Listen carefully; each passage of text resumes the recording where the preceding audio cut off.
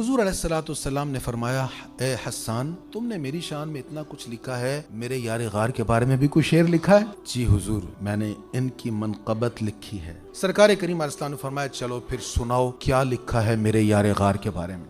सहाबा बैठे हुए हैं, हुजूर जलवा फरोज हैं। ऐसे में हसन बिन साबित हजरत अबू बकर सिद्दीक की शान में अशार पढ़ रहे हैं। अब ये अशार सुनिएगा। वसानियतनैनि फिल गारिल मुनीफि वक़द ताफ़ल अदुव्वु बिही इज़ सअदल जबला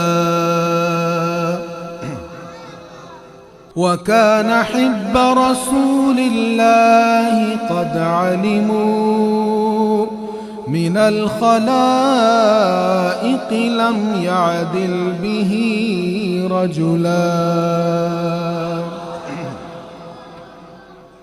ترجمہ، آپ دو میں سے دوسرے تھے اس بابرکت غار میں۔ حضرت ابو بکر صدیق دو میں سے دوسرے تھے اس بابرکت غار میں، اور دشمن نے اس کے ارد گرد چکر لگایا جب وہ پہاڑ پر چڑھا۔ ابو بکر رسول اللہ کے محبوب تھے، حضور اللہ کے محبوب ہیں، حضور ساری مخلوق کے محبوب ہیں۔ لیکن حضرت حسان کہہ رہے ہیں کہ حضرت ابو بکر صدیق حضور کے محبوب ہیں۔ اور پھر آگے کیا فرمایا؟ قد علموا من الخلائق لم يعدل به رجلا، اور لوگوں کو اس بات کا علم تھا کہ حضور علیہ السلام ساری مخلوق میں سے کسی کو آپ کا ہم پلہ نہیں سمجھتے تھے۔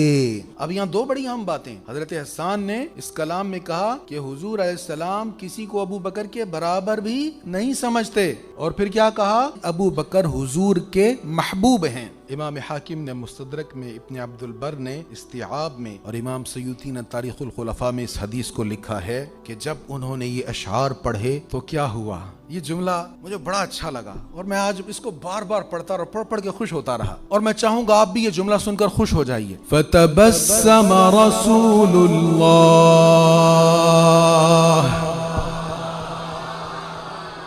حضور سن کر مسکرا پڑے۔ فتبسم رسول اللہ،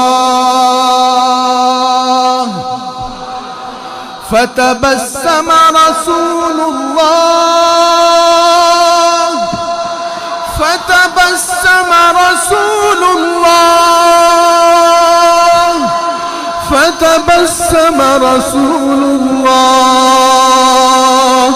فتبسم رسول اللہ۔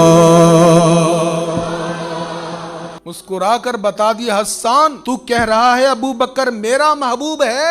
لوگوں سنو، میں رب کا حبیب ہوں، میں سب کا حبیب ہوں، ابو بکر میرا محبوب ہے۔ اور یہ بھی سن لو، میں مسکرا کر تمہیں بتا رہا ہوں کہ میری نظر میں اس کائنات میں نبیوں کے بعد ابو بکر سے بہتر کوئی نہیں ہے۔